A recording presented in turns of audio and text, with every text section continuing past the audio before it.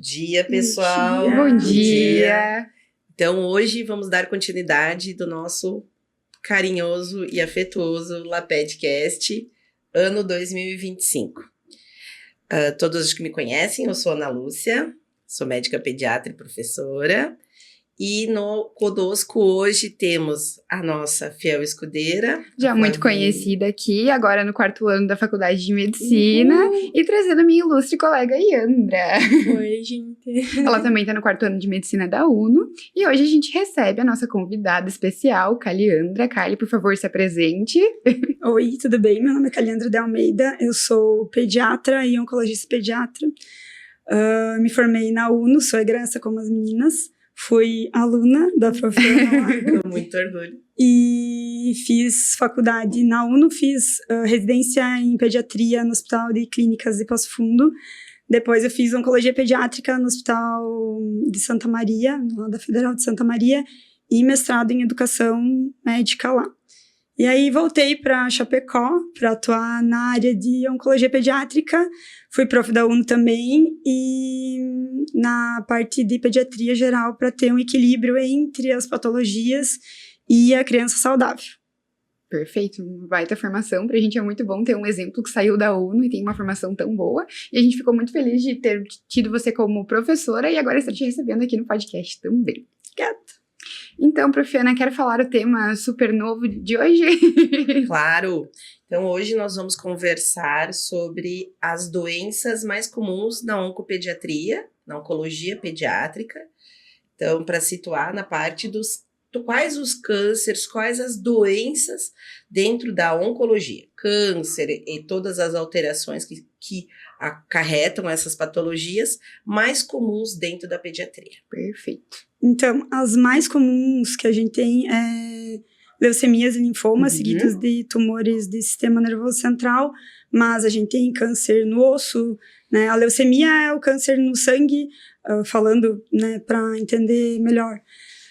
Os linfomas são câncer da linfa, que são os linfonodos, que são os populares ínguas, que sempre que uma criança tem íngua, as mães ficam bem preocupadas, é um motivo de muita consulta, né? Tumores ósseos, que a gente às vezes percebe porque a criança caiu do cavalo, caiu da bicicleta, quebrou alguma parte óssea e aí começa a crescer um câncer, quando na verdade é o contrário, foi um anjinho que foi lá, empurrou a criança para daí o câncer se manifestar e mostrar que já estava ali e a gente perceber e fazer diagnóstico e tratar. As leucemias são as mais comuns e uma das coisas que a gente, como profissional, como mãe, né, mais tem medo, é um medo muito grande que as famílias têm. E tem uma lenda muito popular que uma anemia mal curada vira uma leucemia, isso não é verdade, porque senão as criancinhas da África que passam fome iam estar todo mundo com leucemia, né, e não é assim. Quem tem leucemia ou quem tem qualquer tipo de câncer, consequentemente fica anêmico, né, mas não necessariamente que vai desenvolver uma leucemia ou algum câncer. A gente tem cânceres que são musculares, são sarcomas, tem rabdomiossarcoma, tem câncer de fígado, é bem mais raro, mas a gente tem câncer de pâncreas em criança, a gente está com uma paciente tratando agora no regional com isso. A gente tem câncer de pele também, principalmente melanoma, é mais raro em criança, mas estamos em Chapecó, Trópico de Capricórnio, né, população mais caucasiana, né, mais branca, muitos fototipo 1, fototipo 2, que são os mais brancão, ruivo com sardinha, que vai no sol, se queima, muita exposição ao sol na primeira infância, muita gente que trabalha com agricultura, pode ser que a criança não esteja trabalhando, mas está lá junto, porque tem que ficar, pais, né, então, em algum lugar enquanto os pais trabalham, e aí acabam tendo aqueles torrões e que podem facilitar desenvolver um câncer de pele no futuro, né? Mas basicamente esses que a gente mais tem, e os cerebrais que a gente fala, né, que é de sistema nervoso central, tem câncer de rim também, de adrenal, pulmão é mais raro, a gente tem mais metástase pulmonar, mama é praticamente impossível por causa da imaturidade, né, da criança, a gente tem tumores mais hormonais, como testículo, que é bem comum. A gente tem bastante teratoma, que é um tumor benigno, que aí vai crescer dente, cabelo, tudo que é coisa, é uma coisa bem bizarra. E a gente vê aquela coisa horrível, mas fica feliz, né? Apesar de perder o testículo, mas pelo menos é benigno, né? Vai tirar e resolveu. A gente faz acompanhamento igual, mas está resolvido. E esses que são os mais comuns, assim, na faixa etária das crianças, né? Mas leucemia é muito grande. Principalmente até os 5 anos de idade, é um dos que a gente mais tem. Falando sobre a leucemia, qual é a mais comum? A mais comum, a gente tem a LLA, que é linfocítica aguda, e a mielocítica aguda, que são a parte do sangue que vai alterar ali dos glóbulos vermelhos, que é a parte vermelha do sangue. A LLA, que é a linfocítica, ela é mais comum nas crianças, principalmente de 0 a 3, 0 a 5 anos. A gente tinha uma sobrevida muito ruim, por exemplo, né, é mais comum ter por volta dos 3 anos. Se eu, lá de 1988, tivesse tido no início dos anos 90, o que era o tratamento? Dar corticoide, esperar morrer e ter uma sobrevida curtíssima. Hoje a gente tem no mínimo 85% de cura. A gente foca muito no diagnóstico precoce, que é o que é, assim, ter um pediatra para chamar de seu, não ficar pingando de um pediatra para cá. Falando esdrúxulamente, né, cachorro com muito dono morre de fome, porque todo mundo vai dar comida e ninguém vai dar, né, viver no pronto-socorro e não ter um pediatra que faça acompanhamento. Mas eu não tenho plano de saúde, eu não tenho condição financeira. A gente tem o posto de saúde, né, pelas leis do SUS, preconiza que sejam no mínimo 19 consultas até a adolescência, então teria que buscar esse atendimento, né? Chapecó, a gente tem sorte que a gente tem bastante pediatras bons, a gente tem até um exemplo, né? Na rede, né? Então, que funciona. A gente tem a faculdade, tanto a UNO quanto a Federal, passam pelos postos de saúde e ajudam nesse... A gente fornece atendimento na clínica escola também, de pediatria. Então, tipo, só tem que ir atrás, né? Ninguém vai chegar em casa e vai falar, vamos procurar um câncer no seu filho, né? E ser atento à criança, né? Avaliar, tem os sinais... Acho bem importante a gente citar os sinais de alerta, né? Quando a criança tá mais branquinha, e a gente tem muita gente branca aqui, né? Muito mais branca do que amarelo, negro, indígena.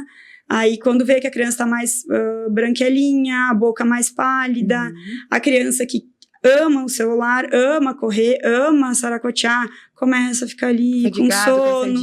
Aí, vamos brincar isso aqui. Não quero. Chega pra consultar, pede pra deitar na maca. A criança quer fugir da maca, não quer deitar na maca nunca. Pede pra deitar na maca, daí tu já tem que olhar com um olhar diferente. Começa a aparecer manchas roxas no corpo. Mas é um menino ou uma menina, enfim, joga futebol, corre, pula, cai de bicicleta. Beleza, bati na perna, vai ficar roxo, tudo bem. Mas eu bati o tórax, eu bati a cara em algum lugar, por que o meu filho tá com roxo na bochecha? Né? Por que tá com roxo no pescoço? O que fizeram com o meu filho? Inclusive, isso às vezes vem pra consulta como se fosse um abuso na escola. Estão batendo no meu filho. E aí tu vai ver que não, né? Não que ficasse feliz por estar acontecendo isso, mas é algo que tem que ser investigado. As ínguas são coisas muito comuns na infância, principalmente porque até os 2 anos é quando a criança mais tem infecções, né, tá entrando na escola, ou mesmo que não vai na escola, os pais já tiveram contato com várias coisas e não pegam nada, e a criança acaba pegando, né. E aí, pescoço, né, vira aqui, aí vem aquela bolota, daí a mãe, bola no pescoço do meu filho, o câncer vai morrer em 3 dias, e daí já fica apavorado. Daí, não, vamos examinar, vamos ver o que é, como que é a característica, mas daí vai no pediatra, se o pediatra achar que é pertinente, que não é uma doença infecto-contagiosa, vai mandar para o oncologista e a gente investiga. Aí,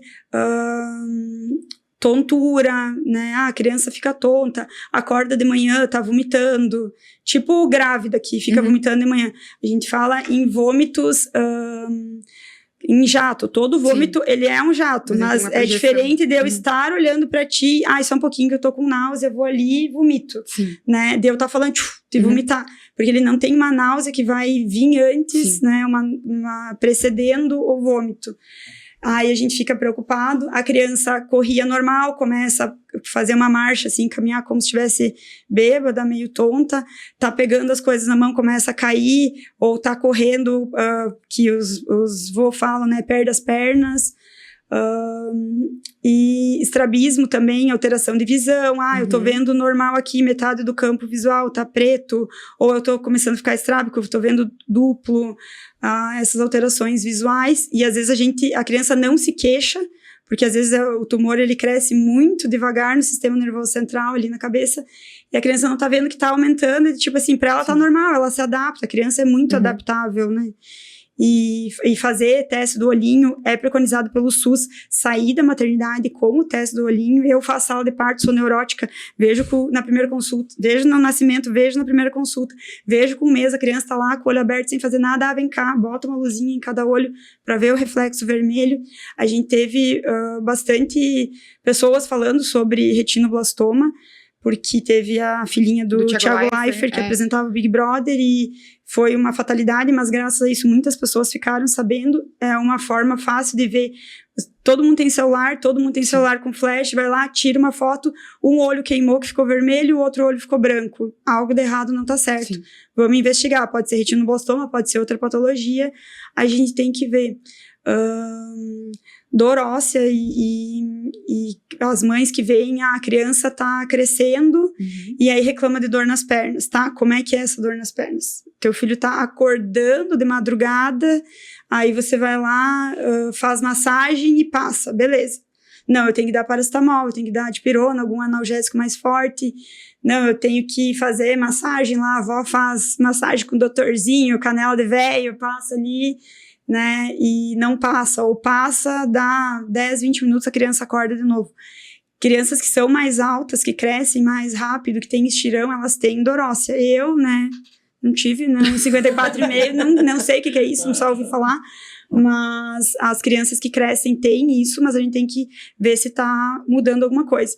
E emagrecimento, uma criança que comia de tudo, tem as seletividades alimentares até os 18 anos de idade, daí depois piora, né? E toda criança come tudo, daí depois tira selfie com brócolis, depois joga o brócolis na cabeça da mãe. Mas acaba que a criança não tem fome, não tá cansada, fica ali inapetente, não quer comer nada. E aí uma criança que pesava 20 quilos, de repente tá pesando 15. Né, uma coisa, tô me preparando para alguma coisa e vou querer emagrecer, mas a criança não pode perder 5 quilos, não pode perder 10 quilos. Então, né, estar atento. Fazer uma massagenzinha na barriga da criança, né? A criança tem bastante dor abdominal, é uma queixa bem comum de consultório. A gente sabe que 80% das dores abdominais em criança não é nada, é emocional, o pai e a mãe estão se separando, a amiguinha brigou na escola, o amiguinho tem a mochila do Ben 10, da patrulha canina, e daí eu não ganhei porque não sei o quê, e daí tem dor na barriga e não quer ir na aula. Mas vamos dar uma apertadinha na barriga, ver se, de um lado tá apertando, tá fundo, do outro não tá. Tem uma massa na barriga da criança, não é normal, né? Então, vamos ver. E tumor de testículo na criança que é pequena é mais fácil da gente ver, porque tu tá trocando de fralda, né? Tava sempre de um jeito, por mais que não fique palpando. Né?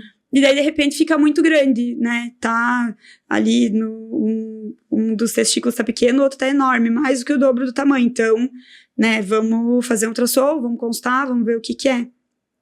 E esses sintomas, assim, às vezes a unha fica mais quebradiça, né?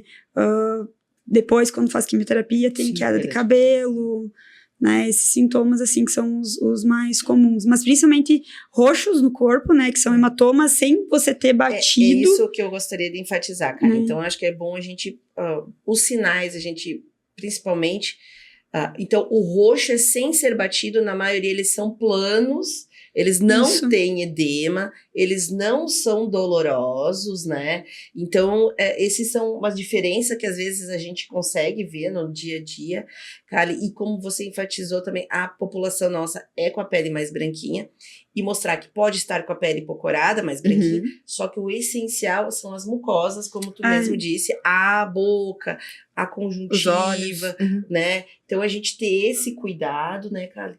E a gente vê a fadiga, o cansaço é muito associado. É o mais Acho comum, que nas crianças assim, é mais evidente também. Porque a maioria ligados, fica com anemia, né? Sim, e a anemia é a parte que leva o sangue vermelho do corpo, que carrega oxigênio. Se não tá carregando tanto oxigênio, você fica cansado, né? Então, a criança fica bem mais cansada. normalmente é, tipo, quase unânime, assim, da criança ficar mais prostrada, não querer brincar. Criança é serelepe, se a criança tá muito quieta, a mãe já fica louca, né? Ó, 1 minuto de silêncio, o que tá aprontando, né? E daí, se esse 1 minuto vira dias, daí você tem que investigar, porque não tá normal, né? Sim, é isso que a gente tem que... Perfeito, pontual, como sempre. Não é 1 episódio, 2 episódios. Se torna uma rotina que não é o normal, né? Isso, a criança era ativa, tinha os momentos que descansava, mas não, se torna uma rotina. Isso é um sinal de alarme também, né? E nos hematomas a gente tem doença benigna, inclusive, que é a púrpura, né? Que é quando a plaqueta só é baixa. Sim. E aí não tem nada a ver com leucemia. A leucemia a gente tem das 3 partes do sangue, que é a parte vermelha, que vai falar que tem anemia. A parte branca, que vai falar se são os leucócitos, se tem infecção ou como que tá a imunidade. E a parte das plaquetas da coagulação.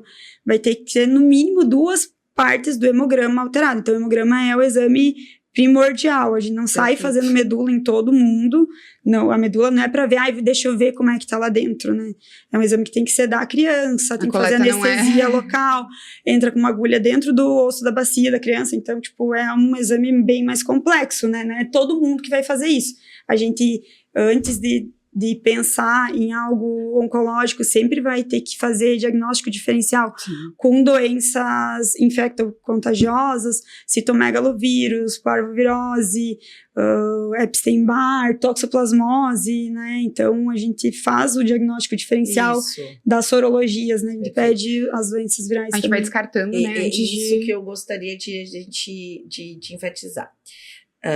Então, chegou um paciente na clínica escola, lá na UNO, e teve essas queixas. O que o acadêmico e o pediatra geral, quais os exames que esse nosso screening vai já solicitar para um screening inicial e também para uma inicial aprofundação? Quais os exames que você indica, doutora Galeana? Primeiro, a gente tem que fazer uma anamnese bem feita, saber o que aconteceu, o que não aconteceu, quanto tempo que isso está acontecendo, se foi de ontem, se faz um mês ou quanto tempo que tá, ver a história familiar. Né?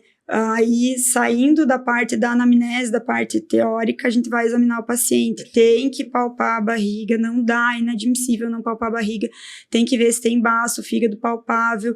Menino tem que palpar a testícula. A gente explica que é o papai e a mamãe que tem que ver, que não pode ficar mostrando que é órgãos genitais, que é só dele, mas que a tia tá ali, que é médica, que porque o pai e a mãe estão junto, que vai avaliar. Tem que palpar a testícula, não dá para não palpar. Tem que palpar as cadeias linfonodais, principalmente pescoço, né, axila, inguinal. A gente não consegue ver linfonodos dentro da barriga. Para isso existe ultrassom. Quando é algo abdominal, a gente pede inicialmente ultrassom, a gente não sai pedindo tomografia, porque expõe custoso e exposição à radiação, né? Porque daí a gente tá investigando um câncer, a gente tá botando mais radiação para daí ele ter mais chance de ter câncer depois. Raio-X de tórax, né, leucemia, linfoma, a gente sempre pede, porque a gente, nos sólidos também, porque a gente precisa saber se tem algum implante, né, para pensar em metástase, para pensar em massa mediastinal, porque às vezes a criança está cansada, não tem linfonodos muito palpáveis, mas aí tá com ali ao redor do coração tem um monte de ínguas, né, de linfonodos que a gente não consegue ver, e aí vai fazer um raio-X, e aí depois acaba pedindo tomografia para confirmar. A gente não sai fazendo tomografia de cabeça de todo mundo, mas a criança começou a ficar estrábica. Primeiro a gente manda para o oftalmo. O oftalmo faz todos os testes, o oftalmo vai dizer assim, bota o óculos, né? Não, botou o óculos, não mudou nada. Começou a ficar mais estrábica, começou a vomitar mais, começou a ficar... Tem que pedir um exame de imagem, né? Ou a criança bateu a perna e começou a crescer um caroço na perna, né? Não precisa só cair do cavalo, cair da bicicleta. O exame é melhor nesses de osso, a gente vê o raio-X, o ortopedista de tumor ósseo pede raio-X mais do que ressonância. A ressonância vai ser bem depois para ver margem, onde vai operar e como vai fazer, mas de diagnóstico inicial faz com com o raio-x, e o hemograma, né? O hemograma, normalmente a gente pede VHS, né, que é fator inflamatório. Sim, Às vezes, né, vou pensar em uma coisa mais hormonal, daí pede beta-HCG, não é achando que a criança está grávida, que a gente sabe que não. Mas se tiver... Mas, né, menina pode ter beta-HCG alto, ou porque tá grávida, ou porque tem um tumor do ovário. Sim. Né? Tem ferritina, que a gente pede, que é outro fator inflamatório bem importante.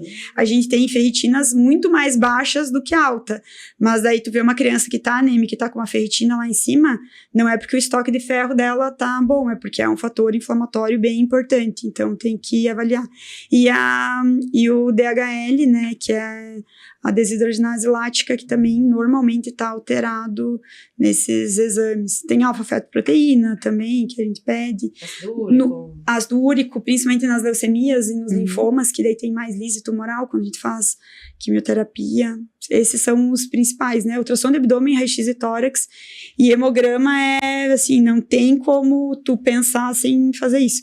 Daí tem as ínguas no pescoço. Vamos fazer um ultrassom do pescoço. Daí, é muito comum, muito comum ter ínguas no pescoço. O que a gente pede, assim, de largada, às vezes até antes de furar a criança, né? Com certeza.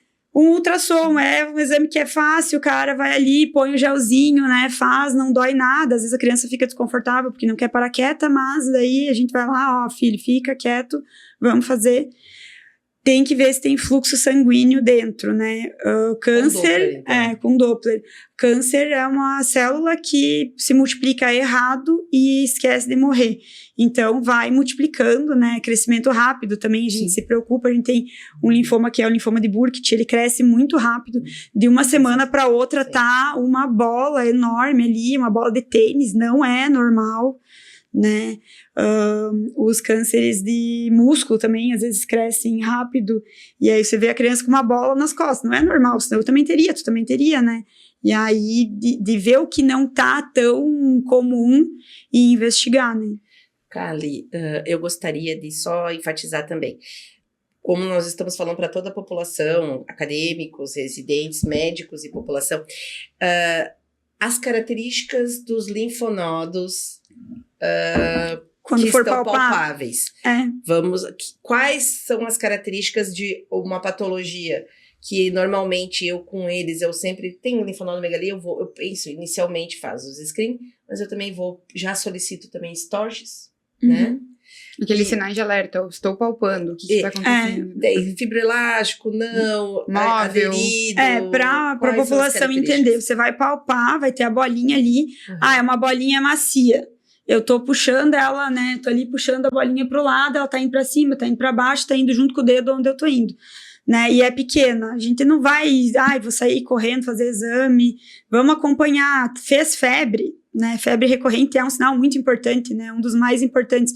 A criança tá fazendo, e a criança faz muita febre, principalmente na primeira infância, mas é uma febre que tem uma amidalite, é uma febre que tem uma dor de ouvido, é uma febre que tem afta, tem um foco, tipo assim, a febre do teu filho é porque tá com placa na garganta, é porque tá com rotavírus e tem diarreia, é porque cortou, fez uma infecção porque coçou em cima, né, tem um foco que uma infecção urinária, ou não tem foco, eu olhei o ouvido, olhei garganta, pedi exame de raio-x de tórax, não tinha nada, pedi exame de urina, não tinha nada, pedi um hemograma, não tem PCR, que é o que vai dar aumentado nas infecções, principalmente bacterianas, e não tem nada, o que é? Às vezes tem uma doença bem comum, a gente que gosta de gato, tipo eu, tem a doença da arranhadura do gato, o gato arranha, e aí a bactéria lá debaixo da unha vai lá no linfonodo, e aí enche de ínguas, e aí a gente coleta o exame, né, às vezes chega até a fazer biópsia em alguns casos, e vai ver que era só a doença da arranhadura do gato, se tivesse pedido o exame, teria descartado,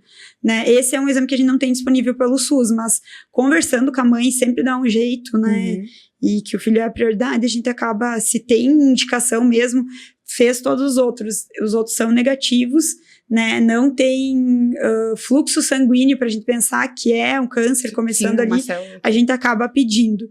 E quando que eu não vou, eu sempre dou exemplo da mão, aqui tá meu osso, eu quero tirar o osso do lugar, eu não consigo, porque ele é um osso, Só que se eu tô apertando a íngua aqui no pescoço e ela tem a consistência de osso, ela é dura, né? A gente fala que ela é mais pétrea, né? Como se fosse uma pedra. Eu tento puxar e eu não tô conseguindo puxar, não tá certo.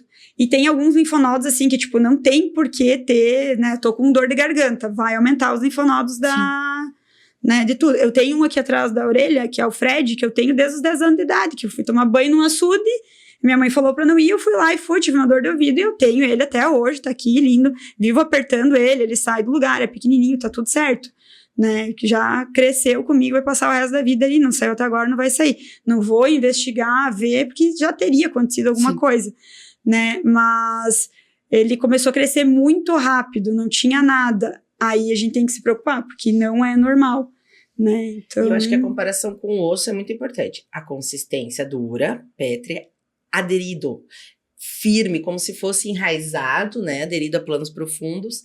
Não é móvel, é parado, né? E, às vezes, a dor, né, Kali? A dor é a palpação, né? Porque, assim, a gente tem bastante abscesso, né? Faz dor de garganta, pode fazer um abscesso, tem dor no dente. Semana passada, a gente teve um menino que veio ali no SUS pra gente, encaminhado pela dentista, porque ele tinha os dentes com muita cárie e fez a doença pela cárie, fez doença na gengiva, tava com muita gengivite, e ele tava cheio de linfonodo aqui. E eram linfonodos grandes, mas ele tava fazendo febre, não tinha uma causa. Mas eram muitos linfonodos, então, assim, melhor tu mandar e não ser, né? Tanto que ele tomou antibiótico, né? E sumiu, diminuiu, a gente pediu pra voltar em 15 dias pra refazer o ultrassom, já tava bem pequenininho, não tava mais, tava curado, né? Sim. Então, a gente não fica tão neurótico, assim, quando tem uma causa de base. Mas, por exemplo, daí dor de garganta, dor de ouvido, vai drenar aqui.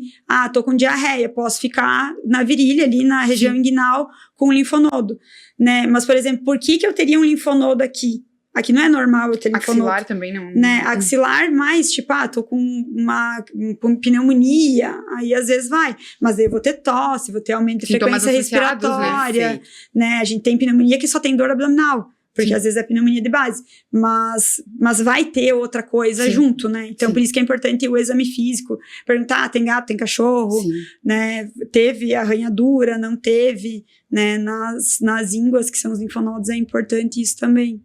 Perfeito.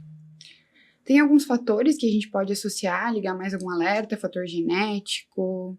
A gente fala que o câncer infantil, ele é genético, mas não necessariamente hereditário. Isso é uma coisa que é bem, sempre acontece. A gente tem algumas síndromes, tipo linfraumene, né, alteração no P53, que vai lá e vai ser o responsável por fazer a célula cancerígena sair fora do DNA e ficar produzindo só a célula boa. E aí, pessoas que têm identificado esse gene, né, que é isso que está alterado, né, o citocromo P53, que está alterado, daí tem mais chance. Por exemplo, a mãe tem câncer de mama, o filho tem mais chance de desenvolver qualquer câncer que esteja ligado a isso, né? Daí o filho vai ter linfoma, ou vai ter um tumor de intestino, de qualquer outra coisa. Mas não quer dizer que seja hereditário. Certo. A gente fala muito de câncer hereditário, por exemplo, a minha bisavó teve câncer coloretal, então a minha avó vai ter que fazer triagem com colonoscopia, ver se tem pólipo, ver se tem alguma coisa, antes, né? Rastreio começa antes, daí a minha mãe vai ter que fazer também, eu vou ter que fazer também. Mama, a gente fala muito, né? Porque tem os genes que estão relacionados com isso, né? E daí a mãe teve com 30 anos, com 20 anos, a filha vai ter que começar a fazer screening. A gente tem um aumento muito grande de câncer de mama nos últimos 10 anos, né, e coisa que não tinha tanto, principalmente por diagnóstico precoce. Agora a gente teve toda essa função da mamografia, né, que o SUS já não estava mais preconizando, e é um screening bem bom fazer o autoexame. A gente tem o Outubro Rosa, que faz isso, o Novembro Azul, por causa do câncer de próstata, né? A gente tem uma sociedade muito machista, que ainda né? Às vezes tem preconceito de ir lá fazer o exame, né? Tem o Setembro Dourado, Novembro Dourado, que a gente fala da prevenção de câncer infantil, fala de todos esses... eu adoro esses dois. Todos, a gente sempre nessa época conversa sobre isso e tá bastante na mídia. E o retinoblastoma, que é o câncer da retina, ele também é bem genético, assim, então tem o gene que tá associado, né? A gente sabe que um fator de proteção é o aleitamento materno. Todo pediatra vai bater sempre na tecla do aleitamento materno, que seja por 6 meses, que não fique por 2 anos, mas que seja tentado dentro das condições, né? A gente tem causas que, né, ocasiões que não vai poder ter aleitamento materno. Mãe com HIV, a gente sabe que não pode, vai arrumar outra forma, mas principalmente hábitos de vida, né? Estamos na quaresma, é tudo muito lindo, falar que eu vou ficar sem comer açúcar, e nossa, que maravilhosa que ela é, parabéns. E daí a gente vai lá e taca açúcar na criança com menos de 2 anos e a mãe é a louca. A mãe é a que mais sofre depois da criança se acontece alguma coisa, né? Então, a mãe tem motivo para querer não oferecer sal antes de 1 ano, e não oferecer açúcar. Sempre, né? O beta dá positivo, já nasce uma culpa e 1 milhão de culpas, né? E no fim, tudo é culpa da mãe, porque quem engravidou foi a mãe, né? Então, vamos dar a culpa para alguém e vamos dar a culpa para a mãe, né? Mas a mãe é quem mais sofre, né? E a gente tem um índice de cura muito maior na oncopediatria do que nos adultos, porque o adulto, assim, ó, é tigre, né? O adulto não vai consultar, a menina vai no pediatra. Sim. Aí a menina menstrua. Daí o que a gente faz? Vai pro ginecologista. E daí tá, beleza, deixa lá com o gineco que se vire. O menino não menstrua. E daí, eu não vou lá no pediatra, vai me pesar, vai estar cheio de ursinho. E daí tem um monte de bebê, não quero ir. Né? Então o piato larga no mundo e nunca mais ninguém vai ver, porque ele não vai ir, e a mãe tá na criança em cima, a mãe dá banho, a mãe seca, a mãe vai lá ver se lavou atrás da orelha, vai ver se tem uma íngua, né, palpável, daí, tem dor de barriga, a mãe sempre vai dar um beijinho, vai fazer uma massagenzinha, vai apertar a barriga, eu já tive diagnóstico de câncer de rim, que o pai viajava, e toda vez que ele chegava, fazia o que o pediatra ama, né? Jogar a criança pra cima. O pediatra quase convulsiona quando vê isso, né? Jogar a criança pra cima. E o pai ficou quase 2 meses fora, quando o pai foi apertou. Mas esse lado não tá afundando da barriga, esse lado tá afundando, o que tá acontecendo? E aí descobriu que, né, foi fazer um ultrassom, descobriu que era um câncer de rim. Então, são coisas que, tipo assim, veja seu filho, não precisa ficar cutucando, vou palpar o testículo todo dia. Uma coisa que é legal para a população, que eu explico quando eu faço exame físico do testículo, que a criança tem, né, maiorzinha ali, 3 para 4 anos, eu sempre pergunto, tu já comeu ovo de codorna? Tu sabe como é que é o ovo de codorna? Sei. Quando você pega o ovo de codorna na mão, você vai passar a mão no ovo de codorna. O ovo de codorna, ele é liso. Ou ele é enrugadinho? Ele é liso. Tá, então agora vai ali e pega o testículo. Na batatinha, ovinho, né? Enfim, como cada quiser chama do nome, né? Aí ele vai lá, passa a mão, e aí ele vai dizer assim, tá liso, tá que nem ovo de codorna, tá. Tu não quer que a tua mãe fique apertando sempre as bolinhas, né? Não precisa, o pai todo dia que vai dar banho, não precisa. Tu já sabe lavar o pinto, né? Vamos lavar o pinto, vamos lavar as bolinhas, vamos ver como é que tá. Tá, vamos ver como é que tá. Aí, se você vê que tá tipo uma amorinha, que a amorinha tem as ruguinhas assim ao redor, as bolinhas, um monte de micro bolinha, aí tu vai falar pra tua mãe, né? Eu vou falar pra minha mãe. Mas por quê? O que vai acontecer? Sabe quando a mãe tava grávida, que ela pegava e passava lá e via lá na TV, você dentro da barriga da mãe, que tinha aquelas fotos preto e branco, assim, um tio vai lá, uma tia vai lá, vai passar na bolinha e vai ver o que tem. Vai ter um nenê? Não vai ter um nenê dentro das bolinhas, mas vai ter alguma coisa que não é normal, né? Pra explicar pra criança, né? Até, tipo, fimose, essas coisas também a gente explica como limpar. E aí a criança se autoconhece. Deles, né? É o corpinho deles, então eles têm noção. Porque se eu ficar mandando a prof palpar, não sei quem palpar, eles vão estar mais suscetíveis ao abuso. Tem muito, né? Então não cabe, né? E não dá. Acho que não. As áreas íntimas, né? Tem que preservar. Isso, com certeza, com certeza.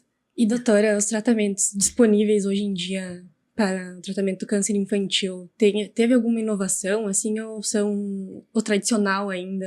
Teve. Como eu falei antes, né? Leucemia, década de 90, dar corticoide e esperar, infelizmente, morrer. Hoje, por exemplo, na leucemia, a gente ainda faz alta dose de corticoide, a gente tem várias medicações, né, Trixate, várias quimioterapias que a gente faz, a gente tem imunoterapia. Quando a gente coleta a medula, a gente já consegue ver que alteração genética tem, e dependendo da alteração genética, já saber se vai responder alguma químio ou não. E a gente consegue, inclusive, pelo SUS, e isso aqui a gente tem uma parceria com o INCA, uma virada de chave muito grande, né? Com o EMOSC de Floripa, que a gente manda, e é uma coisa que a gente tem patrocinadores muito ricos no Brasil inteiro que ajudam com isso, né? Tem o Instituto Ronald McDonald, que faz as campanhas sempre Dia da Criança e fora também, que acaba dando dinheiro para isso, e a gente consegue, né? Aqui a gente tem as Formigas do Bem, que são benfeitoras, que fazem trabalho voluntário. Às vezes a gente precisa de um exame específico, o SUS não cobre, elas acabam ajudando, né? É bem legal, elas fazem um trabalho bem bacana. Na Unimed, a maioria cobre, e aí, por conta do convênio mesmo, consegue pelo convênio, mas uma coisa que é bem comum, assim, tem o diagnóstico de leucemia, vai ter que sair correndo achar alguém com uma medula compatível. Não necessariamente. A maioria a gente não faz transplante. A gente cura com quimioterapia, imunoterapia de primeira linha, né? E não curou, né? Daí recidivou durante o tratamento ou pós-tratamento. A gente vai para a segunda linha, vai para a terceira linha. Os outros cânceres também. A gente tem tumor de medula óssea que, por exemplo, meu pai vai doar a medula dele para mim, meu irmão vai doar a medula, minha mãe vai doar, alguém próximo da família, né, que é o transplante que é aparentado, assim, da família, e tem o não aparentado, tipo, uma pessoa dos Estados Unidos tem uma medula compatível com a minha. Isso é uma coisa bem importante, vou aproveitar e falar. Quando a gente doa sangue, né, tem todas tudo para mais de 18 anos, não tem nenhuma sorologia, né, enfim, tá tudo certinho, vai lá fazer a doação de sangue, pode doar sangue. Pra gente ser um doador de medula, são 5 ml a mais de sangue só que vai.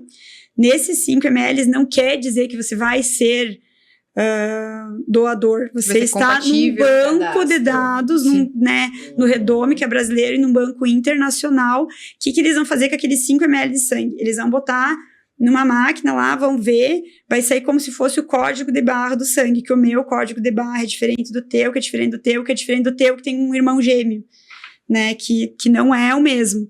E aí, quando eu mando uma criança para um centro transplantador, que aqui nós não temos, ou um adulto, vai ser feito a coleta dele, vai ser feito via CHLA, que é esse código de barra, e a partir disso, eles vão botar lá, acham um código de barra, daí, graças a Deus, a gente tem computador, não precisa procurar manual, né, e vai dizer assim, lá na Indonésia tem uma pessoa compatível. Isso não é ter e vai conseguir. Sim. A gente vai ter que achar a pessoa da Indonésia. Então, o cadastro tem que estar em dia, a pessoa tem que... Mudei de casa, mudei de telefone, tem que ser achada essa pessoa. E às vezes pode acontecer anos depois, né? Muitos anos depois. Aí essa pessoa foi encontrada, essa pessoa vai passar por uma consulta, porque como é que eu vou pegar a tua medula se tu tá suprimido? Daí tu tem lúpus e tu usa a medicação imunossupressora e tu não pode doar. Ou tu tá com câncer coloretal e tu tá fazendo quimioterapia. Tipo, a tua medula é egoísta, ela tá preocupada contigo e não salvar o outro. Né? Então, vai ser visto, vai ser avaliado o paciente, as condições físicas, e nem sempre vai ser ir lá na medula, lá no osso, furar, ficar tirando todo o sangue, né? Se eu tenho uma criança minha que precisa de uma medula e um adulto de 70 quilos vai doar, ele precisa doar muito pouco, ele vai entrar numa máquina, né, de aférese que a gente chama tipo de tirar sangue para doar o sangue, vai ficar lá um caninho de um lado, um no outro, entra o sangue, sai a parte do sangue que eu quero, devolve a parte que eu não quero. A pessoa sai lá, come um lanche bem gostoso, né, e aí doou e ajudou a salvar a vida de alguém vivo, né. A gente tem outras formas de salvar alguém vivo, que seria doar um rim, né, doar um pedaço de fígado, mas, tipo, tu tá vivo e tu saber que uma família inteira foi salva, porque não é só uma criança, é a mãe, é o pai. Quando a gente mexe com criança, a gente mexe com muita coisa, né? Não que com adulto, não. Mas o adulto já viveu, já cresceu, multiplicou, né? Procriou. A criança tem uma vida pela frente, então a gente se sensibiliza muito mais, né? Sim. Então, doem medula óssea. Fica a dica. E Kali, quais os fatores. A gente sabe que existem os fatores genéticos, os intrínsecos e os extrínsecos. Os genéticos é um dos intrínsecos, entre isso, história familiar, e a gente sabe dos extrínsecos. Fora, quais cuidados uma família e um pré-adolescente, um adolescente, pode tomar para tentar evitar? Quais os fatores? Existem fatores evitáveis? Não. Pensando em uma alimentação, atividade física ou não? Há fatores ou não? O que você fala? A gente prega, né, de ter uma vida não sedentária, praticar atividade física pelo menos 3 vezes por semana, no mínimo 30 minutos, né? A criança normalmente é ativa, faz muito mais do que isso. No né? geral, ela já faz sozinha. Né? Já faz sozinha, sem fazer especificamente ir na natação, ir na corrida, ir no futsal, né? Enfim. Mas hábitos de vida saudáveis, né? Alimentação saudável, diminuir a quantidade de açúcar, né? O açúcar é a nova cocaína, as pessoas não enxergam isso, mas é uma coisa que é muito horrível. Depois que a criança aprende a consumir açúcar, e o açúcar não é só açúcar, né? O açúcar é farinha, é coisa muito industrializada. A gente transforma depois, né? A gente não descasca mais as coisas, a gente desempacota, né? Abre. Então, ter um hábito de vida mais saudável possível, comer comidas de verdade, né, tomar água, praticar exercício físico, não ser exposto a tabagismo, né, já passou a época que era bonito fumar, e nos adolescentes a gente tem um grande problema, que é aquele vape e o cigarro eletrônico, que a pessoa que inventou isso há de arder no mármore do inferno, né, os pediatras e os clínicos, os pneumologistas, assim, isso aí é uma indústria para fazer as pessoas ganhar dinheiro e perder vida, né? Aí a gente tá num mundo que tem um monte de telecomunicação, a gente tem a notícia na palma da nossa mão e a gente é imbecil e vai lá e fuma aquilo lá, né? Não dá para entender, o ser humano precisa ser estudado. E aí faz isso perto da criança, né? Sim. E aí, eu tô lá fumando, mas eu não fumo perto do meu filho, doutora, mas tu não faz uma lavagem brônquica toda vez antes de ver teu filho, né? E a fuligem que tá ali, e o ar que tá, né? Não toma banho, não troca de roupa. Não, entendeu? Acaba tendo contato, né? Claro, com certeza. E tabagismo já tá há milênios, né? Já séculos que a gente já comprovou que ele tá associado a desenvolver vários tipos de câncer, né? De tudo. E até fumando na gestação, né? É bem complicado. Mas esses, assim, né? De ter vida saudável, exercício físico, beber água e não ter exposição a tabagismo. Mas assim, vou sempre dar comida boa pro meu filho, que daí ele não vai ter leucemia. Não. Eu tô produzindo leucemia, todo mundo tá produzindo alguma célula de câncer. O nosso DNA, bem bonitinho, tem um capitão lá que vai, né, o chefe. Pensa numa produção em série, né? Tô produzindo xícaras, eu vou fazer a forma dela, eu vou colar a asa da xícara, eu vou pintar, eu vou estampar, cada um vai fazer uma coisa. E aí eu começo a produzir uma célula errada, produzir blasto, que é célula jovem. Blasto a gente tem que ter blasto, porque ela é precursora de células depois, né, maduras. Só que o blasto é uma célula imatura, que é como se fosse você mandar para a guerra a criança e não a pessoa que foi para o exército treinar. Então, você vai estar com os leucócitos muito aumentados, que é a célula branca, não quer dizer que você vai ter uma super imunidade. Você vai estar protegendo de forma errada, porque vai estar produzindo célula errada. E aí, se é visto no começo, se o capitão lá que deu uma sonequinha viu que está produzindo errado, ele vai lá e corrige, como está acontecendo com a gente agora, a gente não desenvolve a doença. E se por algum acaso ficou lá o capitão dormindo e produziu 1, 2, 3, 4, 5, e daí de 1.000 foi para 2.000, né, 100.000, é muita coisa para mudar. Então tá produzindo muito errado. Daí a gente tem que fazer o diagnóstico e tratar a criança, né? E falando sobre a taxa de sobrevida, que felizmente é bem alta, né, por conta da mudança do tratamento, como que é a pós-vida das crianças que tiveram tratamento, estão curados, o que os pais têm que continuar fazendo, como que funciona? Existe um fantasma muito horrível na vida de quem teve câncer ou da família que teve uma criança com câncer, que todas as pessoas podem desenvolver câncer, mas quem mais tem chance é quem já desenvolveu um. Então, se o meu filho já teve um câncer, eu vou ser neurótica, louca, e vou ficar apertando e cutucando e procurando coisa. Não é que eu estou desejando que tenha de novo. Estou tentando, porque assim, tudo que é novo dá medo. E aí, quando tu tem uma criança com câncer, meu Deus, câncer, né? Já se apavora, não tem como... Ai, que legal, tenho câncer, né? Não, todo mundo fica apavorado. E aí, tu tem medo da palavra câncer, mas tu tem medo de tudo que vem junto, de cair cabelo ou não, de emagrecer, de não comer, de várias... convívio social. A gente sequestra a criança que tinha uma vida ativa dentro da escola, porque ela não vai poder, durante o tratamento, ir para a escola, porque ela vai fazer quimioterapia, a imunidade vai ficar baixa porque o corpo está sobrevivendo e não está querendo combater outras doenças. A gente vai lá, sequestra a criança e coloca dentro de um quarto do hospital. Leucemia, no início, é pelo menos um mês internado. Tem outras que ficam menos tempo, mas você tira do convívio. Tanto que a gente tem lei que permite que a criança continue estudando de forma remota. E a gente tem uma sala de aula, inclusive, no hospital, para as crianças estudarem lá enquanto estão lá. Tem uma professora que vai todos os dias e dá aula, porque eu não quero que a criança, beleza, né, temos que curar ela, mas eu preciso devolver ela para a sociedade. Né? E eu não posso devolver ela no primeiro ano sem saber ler. Porque eu não posso passar por dó, por pena, ai, coitadinho, tava doente, vai perder os amiguinhos. Aí não perde os amiguinhos, mas os amiguinhos estão voando e a criança tá atrasada, né? Então, a criança tem que continuar estudando. A gente preza para que tenha uma vida dentro do normal, com exceções, como a gente teve no Covid, né? A gente teve uma vida normal, mas com ressalvas. Vai ter que lavar mais a mão, vai ter que ter um álcool ali sempre perto, né, para higienizar, vai ter que usar máscara, com ou sem sintomas, não vai ficar em lugar muito público, que vai ter um monte de gente com pereba que pode passar, e o lugar que mais tem pereba é a escola, então não vai estudar depois, quando termina, vai voltar para a escola, a gente dá antibiótico para todos eles, normalmente 3 vezes por semana, para prevenir que eles peguem doenças oportunistas, né, coisa que a gente faz com criança e adulto que tem HIV, né? Também para não pegar quem tem doenças que pode ter alguma doença oportunista.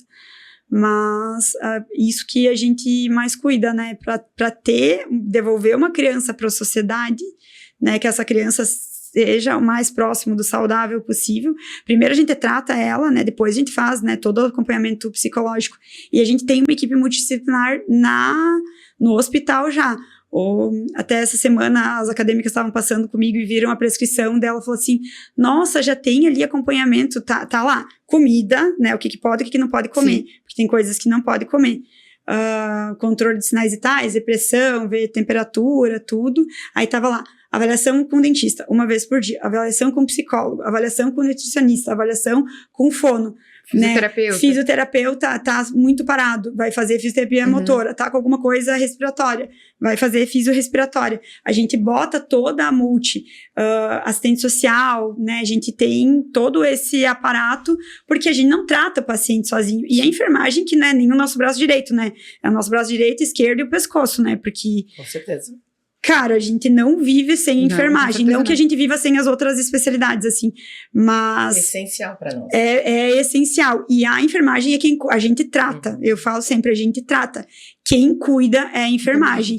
Quem fica 7 dias por semana, 24 horas por dia dentro do hospital é a enfermagem. A gente vai lá, faz o que a gente tem que fazer, vai fazer as outras coisas, a gente não fica 100% do tempo, né? A enfermagem que tá ali e que cuida e que faz tudo, né? Então, esses cuidados que a gente tem. Mais alguma dúvida? E quanto tempo, assim, que dura o acompanhamento, tipo, após o tratamento? Pergunta. Então, os adultos têm uma mania que depois de 5 anos eles dão uma alta. Esse alto, né? Daí, se não é oncologista que dá alta, mastologista que dá alta, meu corpo, minhas regras, me governo, vou lá e me dou alta, Na pediatria, sim, a gente meio que nunca dá alta, né? Porque é muito cedo que aconteceu, então quem teve tem mais chance de ter. Então, se teve muito cedo, tem a vida inteira de chance de ter, né? Então, a gente acaba que a gente não dá alta, a gente espaça, terminou o tratamento hoje. Aí vai vir por 6 meses, 1 vez por mês, nos outros 6 meses vai vir a cada 2 meses, no outro a cada 3 meses, daí a cada 4 meses, a cada 6 meses, uma vez por ano, uma vez a cada 2, a cada 3 anos. Eu lembro que me marcou, assim, meu primeiro dia de residência, eu nasci em 88. Tinha uma paciente que estava fora de tratamento desde 89.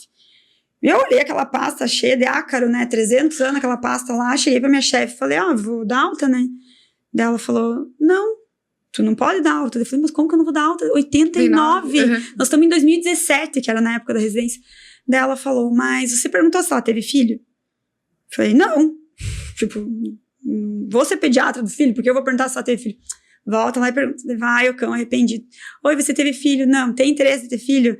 Ah, não sei, tô pensando. Já tava com 30 e pouquinho. Tá, voltei. Ela não sabe se vai ter, tá. Ah, e você viu como é que tá a função da tireoide? Eu falei... Também não. Não. Mas você sabe que as crianças eram muito mais irradiadas, faziam muito mais radioterapia naquela época do que hoje em dia, né? Hoje são coisas muito específicas que a gente faz radioterapia, não é mais em todo mundo.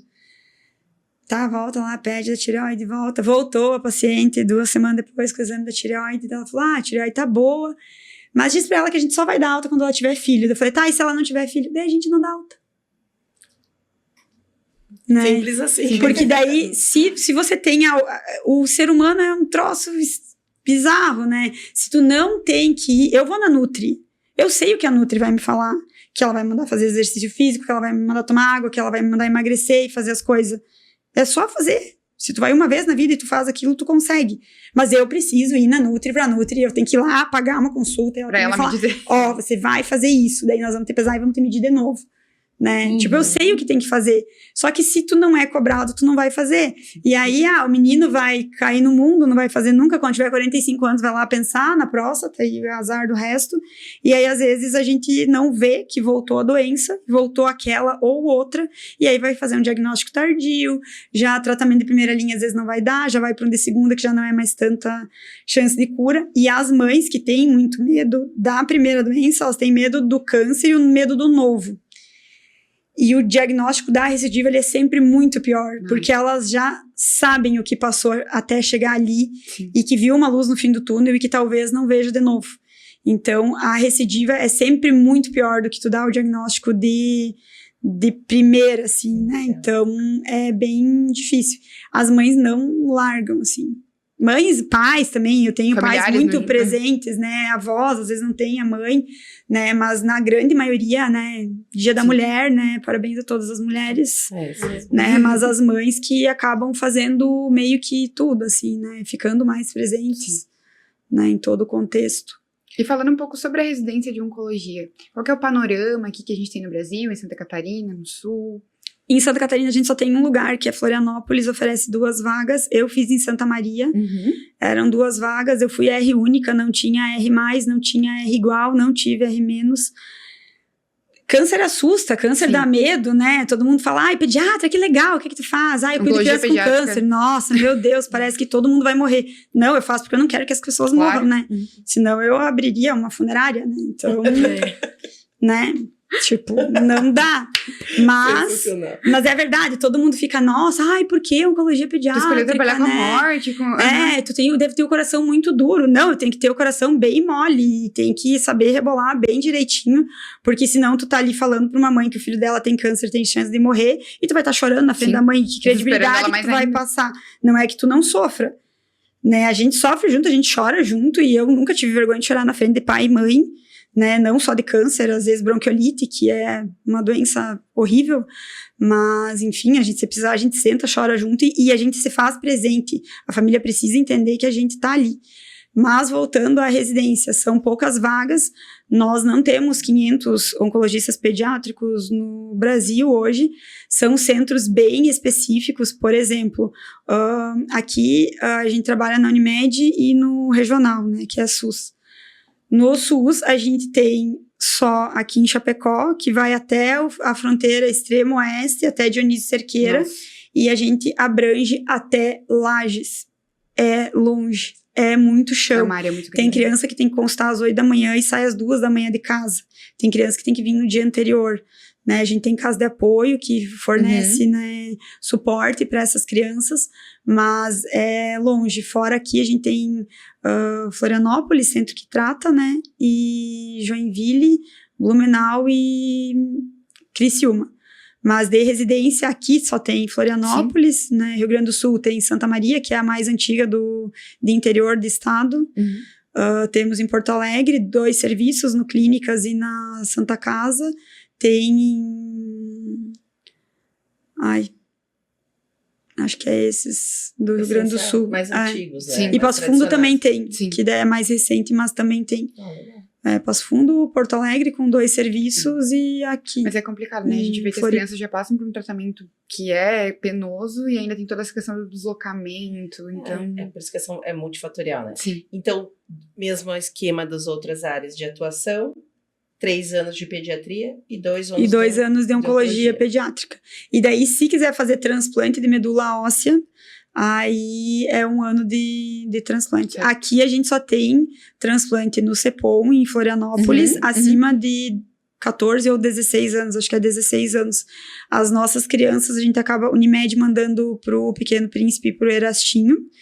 E os do SUS a gente acaba conseguindo mandar pro Erastinho, que atende bastante SUS. Antigamente a gente mandava pro Nossa Senhora da Graça, em Curitiba. Curitiba tem bastante centro transplantadores, Sim. é um dos maiores transplantadores do mundo, tanto de leucemia, né, linfoma alguns, e de outras doenças né, anemia de Fanconi. O Brasil é um país muito rico, a gente escreve protocolo, os protocolos são escritos, a maioria de tumor de criança é escrito no Brasil, né? A gente tem um grupo brasileiro que estuda leucemia linfocítica aguda, que desde a década de 80 a gente já tá, e vai sempre aprimorando. A gente reporta tudo que faz, eu vou fazer tal quimioterapia em tal dia, e aí eu faço do jeito que está escrito e a criança tem uma reação de tal jeito. Eu reporto, não é fazer testes em crianças, né? Não entendam mal, porque às vezes a população entende que vai estar testando nas crianças, não. Né? Que nem eu disse, era dar corticoide e esperar morrer. Sim. Agora a gente dá corticoide e vê. Antes tinha muita sequela de tal coisa. Será que se eu conseguir reduzir um pouco mais de corticoide, eu vou ter a mesma sobrevida? Né? A gente chama de dose mínima necessária para tratar. Né? Eu vou tratar com aquilo que é o mínimo que eu preciso para tratar. Né? A gente fica acompanhando depois as crianças com um ecocardiograma, porque tem drogas que a gente ainda não tem algo extremamente específico. Vou ter essa doença e é essa química que vai matar essa doença, não vai ser a outra química. A gente tem cada vez afunilando mais para ter algo mais específico, mas não é 100% específico em tudo. Eu sempre dou exemplo aqui, a gente é do interior, né? Então, tu tem lá uma plantação de soja. Tu vai plantar a soja, vai tratar o solo para plantar a soja. No teu íntimo, tu quer que cresça só soja, mas não vai crescer só soja, vai ter erva daninha, vai ter parasita. A gente vai lá, passa o veneno de matar o bicho, de matar a erva daninha. A quimioterapia, ela é para matar a célula ruim, mas daí por fora tem a célula boa, que é o contrário da erva daninha, que é ruim, é a que vai estar ali junto, né? Então, a gente tenta isso, mas a gente escreve bastante protocolo. Que legal isso é uma referência. E são centros, a gente participa de protocolos, a gente só pode fazer quimioterapia se a gente participa, eu não posso da minha cabeça resolver que eu quero usar o protocolo de tal lugar e não reportar.